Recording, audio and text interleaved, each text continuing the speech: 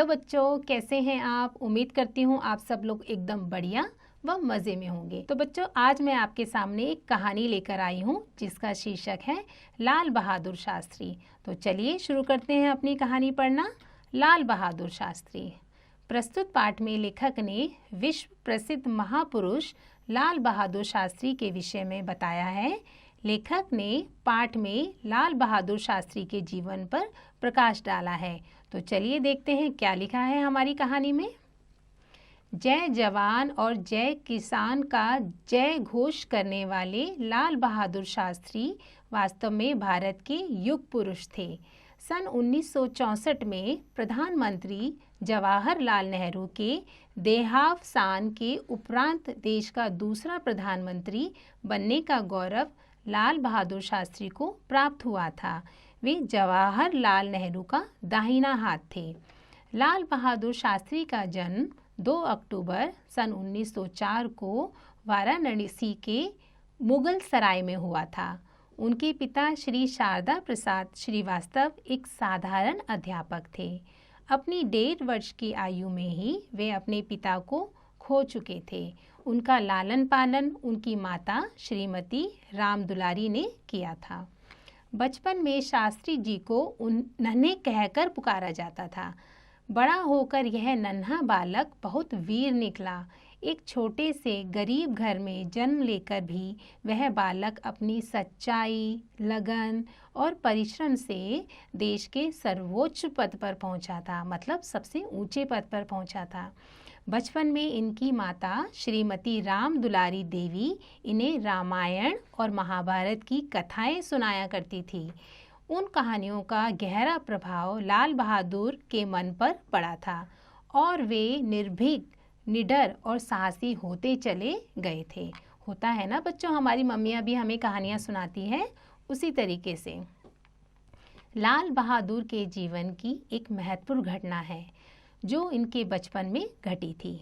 जब वे 2 माह के थे तब एक बार गंगा नदी पार करते समय अपनी माँ की गोद से फिसलकर गंगा की तेज धारा में गिर पड़े थे। इनकी माता बहुत रोई। सबने समझ लिया कि नन्हा गंगा की भेंट चढ़ गया, मतलब कि वो मर गया। परंतु जिसे बचाने वाला परमात्मा होता है उसे कौन मार सकता है।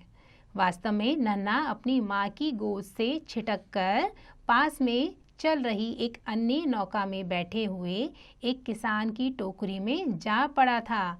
किसान पहले तो उस नन्हे को अपने घर ले आया और बाद में उसे दया आई और उसने काफ़ी ढूंढने के बाद नन्हे को उसकी माँ को वापस दे दिया।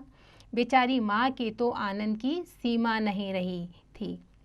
होता है ना बच्चों, अपने बच्चों को खोने के बाद जब बच्चा वापस मिलता है तो कितना ही आनंद हो सकता है, हम ये सोच सकते हैं। कुछ बड़ा होने पर यही नन्हा गंगा को तैर कर पार कर लिया करता था। 6ठी कक्षा तक लाल बहादुर मुगल सराय में अपने नाना श्री हजारी लाल के पास रहकर पढ़े। बाद में वह वाराणसी के हरिश्चंद्र हाई स्कूल में पढ़ने आ गए। यहाँ वह अपने मौसा जी श्री रघुनाथ प्रसाद के यहाँ रहते थे। इनके मौसा के आदर्श परिवार का इन पर बहुत गहरा प्रभाव पड़ा।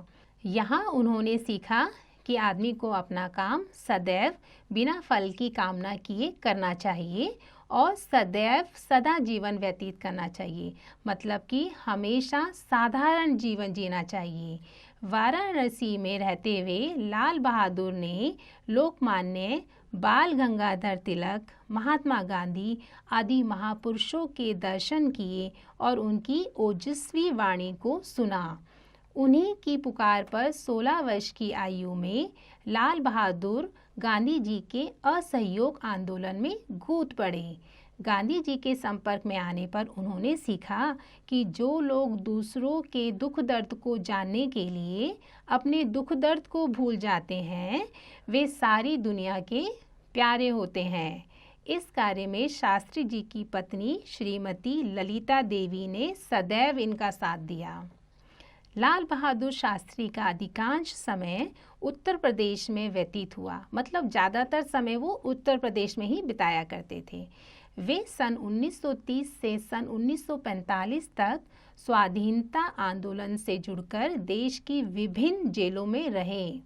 शास्त्री जी ने सारे कष्टों को एक तपस्वी की भांति सहन किया।